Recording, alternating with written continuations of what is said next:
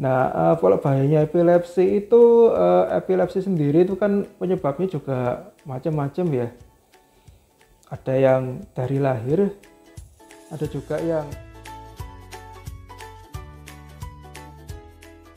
pengertiannya epilepsi sendiri itu suatu bangkitan, kecenderungan untuk terjadi suatu bangkitan bolak-balik ya istilahnya ya. Untuk bangkitan itu apa ya, semacam kejang ya. Nah, kalau bahayanya epilepsi itu, epilepsi sendiri itu kan penyebabnya juga macam-macam ya. Ada yang dari lahir, ada yang karena sakit infeksi, ada yang karena stroke, ada yang karena tumor, ada yang karena ya seperti itu, ada yang karena sakit sistemik. Jadi penyebabnya macam-macam. Untuk bahayanya itu ya, misalnya kalau yang karena tumor ya jelas bahaya, karena stroke ya juga jelas bahaya kalau penyakit stroke-nya masih nggak bisa disembuhkan. Untuk lainnya ya juga untuk yang kena dari kecil ya, kalau tiap kejang ya istilahnya ada bagian otak yang sering-sering kena kejang itu ya, lama-lama ya bagian otak tersebut akan rusak. Ya jelas ya akan mengurangi perkembangan otaknya anak itu juga. Jadi ya bahayanya ya seperti yang saya sebutkan tadi, tergantung penyebabnya.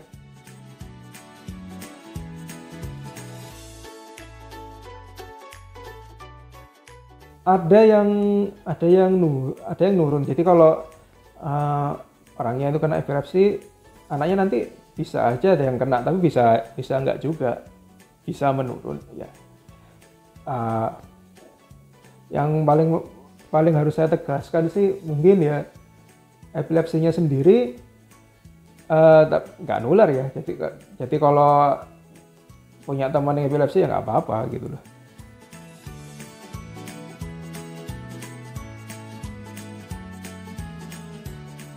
Iya, pengobatannya ya dengan obat-obat anti kejang, tergantung penyebabnya ya. Kalau misalnya yang dari anak-anak itu dari usia muda ya pakai obat anti kejang. Terus kalau orang yang ada stroke-nya ya pakai obat anti kejang.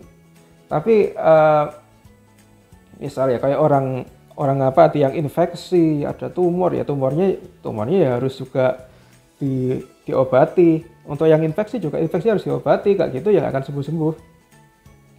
Jadi obat anti kejang sendiri itu, kenapa kok definisi epilepsi sendiri itu agak dibuat ini, kan ada ini definisinya, ada bangkitan atau ada kejang lebih dari satu, jaraknya lebih dari 24 jam. Maksudnya ya biar jelas itu kejangnya 2 kali. Kenapa kok dibuat harus ada khusus kayak gitu? Kenapa? Supaya ya karena nggak semua orang ya mau dilabeli dia terkena epilepsi. Soalnya kenapa? Kalau kena epilepsi harus minum obat dalam jangka waktu yang panjang.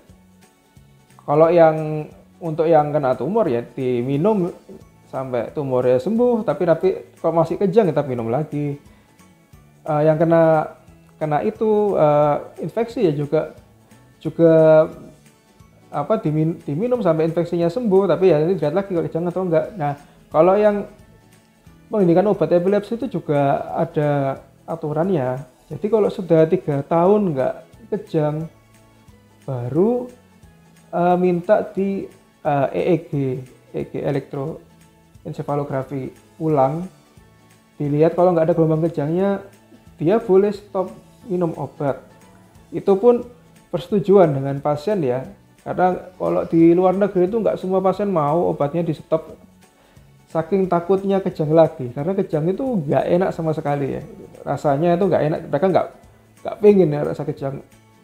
Jadi nanti dokternya perjanjian dengan pasien dulu, sepakat obatnya saya turunkan pelan-pelan, biasanya turunkan 25% dosis sebelumnya. Nanti kalau ternyata kejang lagi ya terpaksa balik lagi obatnya. Atau kalau Kalau nggak kejang ya nanti dikurangi lagi seperti itu ya, pelan-pelan.